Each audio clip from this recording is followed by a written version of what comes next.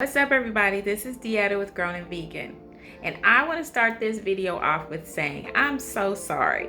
I meant to have this video up sooner, earlier in the week, so that if you wanted to use this for your holiday meal, you'd have time to get the ingredients and do all of that stuff. But I didn't get it up in time. I really was trying to get it in my mind how it was supposed to go, and creating the recipe and trying to figure out how these flavors are going to come together. So I apologize for that, but I will tell you that this turned out really good. And I really had a little bit of extra pressure because I'm actually cooking for some people who are not vegan, my family who is not vegan. And so I wanted it to be really good. It's extra special. So I needed to make sure that it came together just right. So I hope that it's worth the wait for you. I hope that you enjoy it if you try it. So without further ado, let's get into the recipe.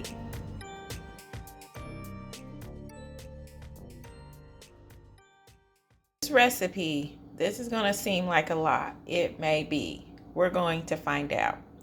But I am going to use the white Great Northern beans. I have a can of jackfruit. I have some portobello mushrooms. I'm going to be using the field roast sausage. I think I'm going to probably use all of this.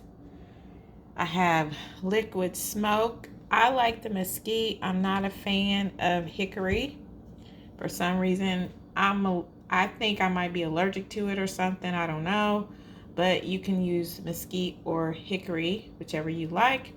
I have pink salt, of course, black pepper, the knock chicken bouillon, and I'm using that mainly for a seasoning since this is going to be a roast, but I want that flavor. I have my sage, some dried basil, smoked paprika, some Montreal chicken. I have some thyme, onion powder, garlic powder. I'm going to be using a flax egg or two. And then I have the wheat gluten. What I'm going to do with my seasonings is I'm going to measure about a teaspoon of each of the seasonings and combine them all together in my bowl so that I have just a seasoning for this roast, so that I'm not going back and, having to pour each one teaspoon of each of the seasonings and combine them all together to create one seasoning, and then just use that to taste. Right, so here is I put all of the seasonings together and just created my own seasoning. So this is perfect. I'm not shaking all these, I guess, several, I don't know, 1, 2, 3, 4, 5, 6, 7, 8, 9 9 bottles of seasoning. I'm not having to shake these individually. I just combined everything together, and I actually ran out of this, so I'm going to use this and just pour it in here so I have one container to shake from, and then you just season it as you feel led. I put all of my seasoning in that extra thing, and I labeled it Thanksgiving seasoning. I even put the year on there so I know exactly when I used it. To use this knot chicken for seasoning, I took 2 of the bouillon cubes and I added 2 tablespoons of water, and I just dissolved those in the water. You have to put it in the microwave for about 15 seconds so that it'll dissolve completely because it's kind of creamy. So just putting water, cold water doesn't do it, but this is more of a concentrated broth that I'm just going to use as a seasoning in the mixture. I'm going to go ahead and start with the ingredients that need the most kind of grounding up in the food processor. So I'm going to start with the 4 sausage links, and I'm just pulling them out, and what I'm going to do is just crumble them up into the food processor. And then I'm going to add in the mushrooms, and I'm going to pulse these down to get them into a smaller texture for mixing. Then I'll transfer those 2 ingredients to the bowl I have here and work on the next ingredients. This is the consistency. I think this is a good consistency for the field roast sausage. I'm gonna go ahead and transfer this over to my bowl here. Instead, I got a big bowl over here that I'm gonna put everything in. Instead of putting the mushroom in with this, because my food processor is not that big, but I want to make sure that everything gets its individual attention. So I'm gonna go ahead and put this in the bowl, and then I'll pulse up the mushroom.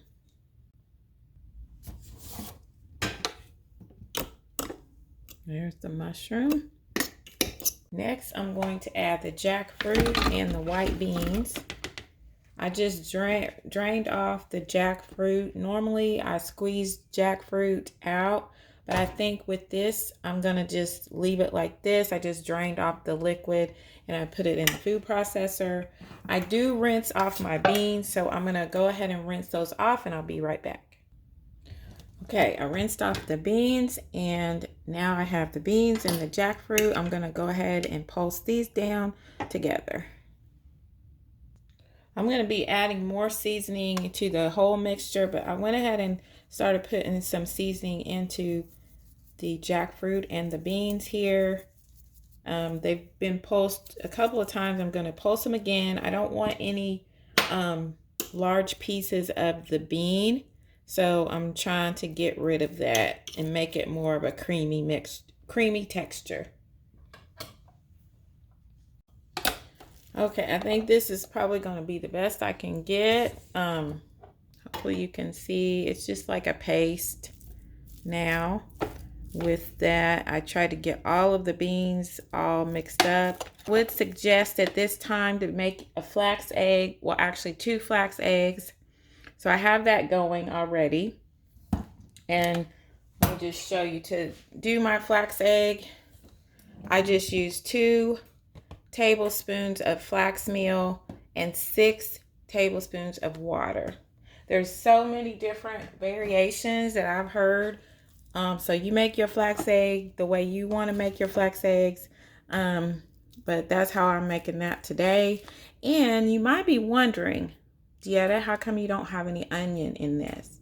The reason why I'm not using onion in this, chopped onion, is because my family, I'm making this for my family, and they don't like onions as much as I do. So I'm not going to put them in there. So if you feel like you want to put onions in there, by all means, put you some chopped sweet onion in there, or whatever type of onion you want to do. All right, guys, we got a lot going on in this bowl right now, okay? We have our ground filled sausage, our ground mushroom, portobello mushroom. We have 1 can of Great Northern white beans and 1 can of organic young jackfruit. I also have already added some of this wonderful Thanksgiving seasoning, but we of course are going to add some more. So I'm just going to go in there and put some more of this wonderful seasoning on to the mixture here. And this is where the fun is about to begin for real. I'm really starting to get excited. This looks really good. And I believe that it's going to taste as good as it looks. So I put some of that, just shaking it, and I'll put some more in there. You just put as much as you feel led to put in there. I'm going to go ahead and add some of this smoke flavor. I would say if you need to measure, let's start with, hold on 1 second. Y'all know I'm bad about washing off my, feeling like I want to stop to wash things off.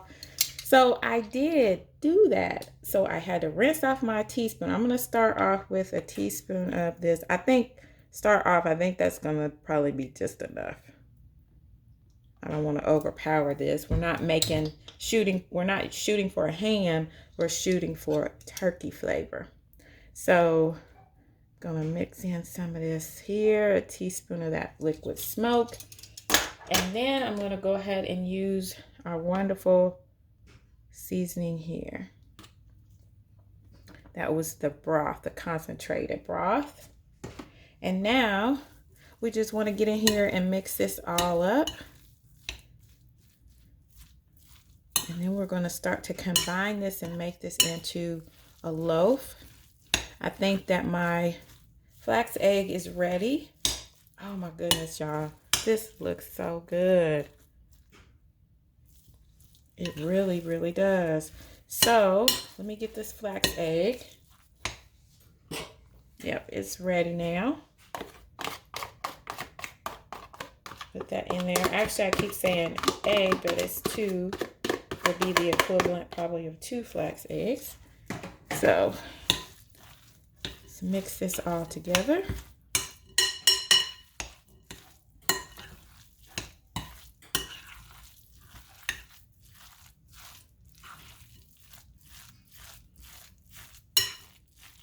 I need to get in there with my hands, so I'm going to give my hands another wash before I do that. I wish I had some gloves. If I do, I'll use those. I'm going to see if I have some.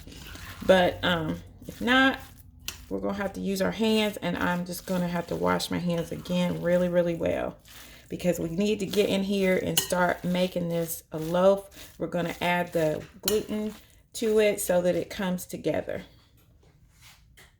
I took a little taste of this, and it tastes really good. It's kind of on the mild side, so I like a lot of flavor, y'all. So I'm going back in with some more seasoning, a few more shakes of this, but it tastes really good. So I suggest that you taste as you go so that you get it to the taste that you like. Now I have measured off 1 cup of the gluten flour. I'm not really completely sure how much I'm gonna need. So I just have a cup here, and I'm gonna start off by using half of this. And then I'll see where we're at once we get this mixed in, but we just want enough for it to coat together, to come together. You know how it sticks together if you've ever used this before. You just work it in until it just kind of holds its shape, and it'll start cleaning the side of the bowl. So I've washed my hands really well, so I'm just going to go in here and start working this. This takes a little while, so you just want to work all this in and just keep going. Uh-oh, sorry for moving the camera. Just keep going until it forms a ball and starts to clean the side of the bowl.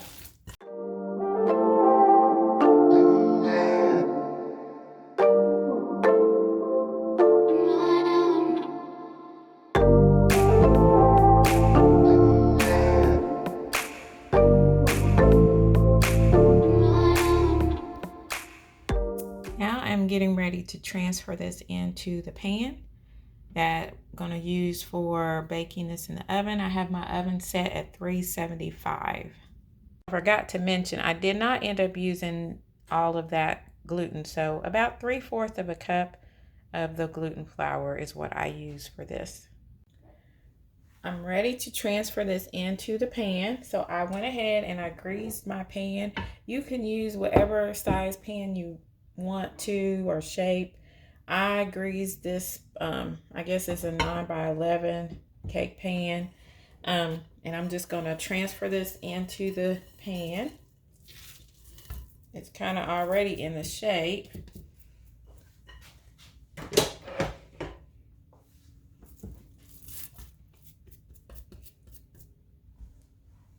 See, get it closer up so you can see a little better. But I'm going to begin to shape this. You can make it into a loaf, rectangle more, or a circle, however you want to do it. I think I'm going to do kind of a combination of both. I had it envisioned in my mind, so more like an oval. That's what I envisioned in my mind when I was thinking about this recipe. So that's what I'm gonna do. Kind of like an oval. Make you think more of a turkey breast shape.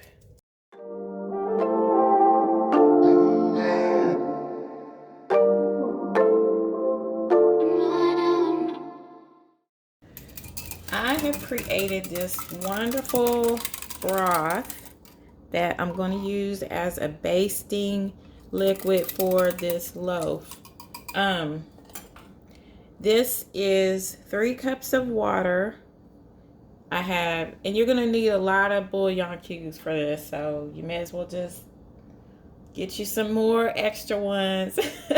I had to go back out today and get some more, but I have 2 of the not chicken, no, I'm sorry, 3 of the not chicken bouillon cubes in here, and 2 of the garden vegetable, which I didn't show you guys at the beginning because I just thought about using the garden vegetable. I wanted to kind of balance out the flavors, and I'm really, you know, those bouillon cubes, they don't have a lot of flavor to me, so I always use a lot. But this looks really good, this broth. I don't know if you can see it. It looks yummy. So I'm going to go ahead. I greased that, of course. I showed you that before. We put the loaf in. And now I'm just going to pour this over top. And kind of just keep, pour it over top and create a little bit of a bath for this. And just let that, you can put a little more maybe. And just let that be on there. And then as it cooks, then I may have to baste it. Now this may be way too much, but if it is, I can use that for my noodles. So I'm not even worried about that. And you can do that as well. So now I'm going to cover this with aluminum foil and put it in the oven. Like I said, I have the oven at 375. This has been in the oven for about 45 minutes. Some of the juice has dried off. I didn't add any more of the juice. Now I am going to, or broth, whatever you want to call it. Now I am going to take off I took off the aluminum foil. I'm going to leave it off and continue to bake this.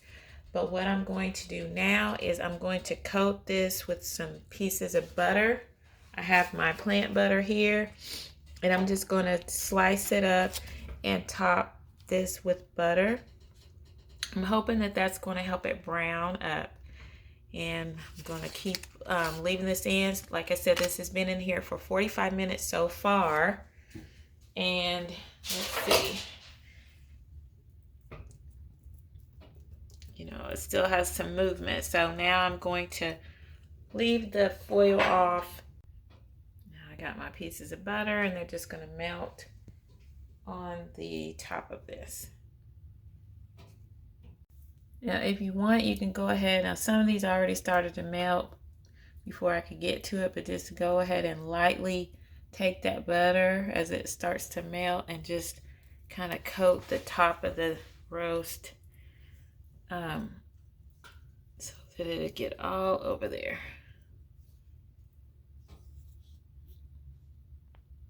I just took this out of the oven. It's nice and brown. I did go ahead and add some more of this broth in, and I did take some of it because it started to get stick to the pan.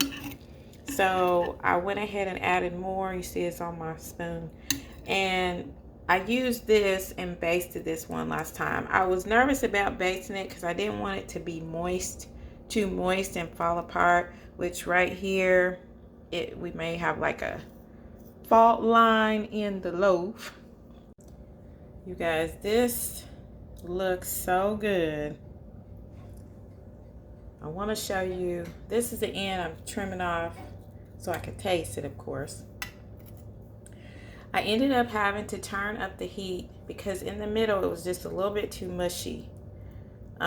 So I turned it up to 425 and baked it for another 30 minutes. So this total cook time has been 2 hours. But look at this. Now the top is crispy kind of crispy, but that gravy, put some gravy on there, that's gonna be bomb. I gave up on the basting, so I got the burn in the pan after a while. Plus it was so hot it burned up. But look at this. It looks so good. I tasted it. It tastes amazing. You have to be very careful in cutting it. I used this big sharp knife and kind of just poke in so that you're not getting, man, I'm going to have some for tomorrow, but so that you can cut a slice. But this is, I'm very pleased with it. I'm so happy how this turned out. So there's my turkey loaf. Vegan turkey loaf, whatever you want to call it. Vegan, unturkey, so many different things, but it's delicious.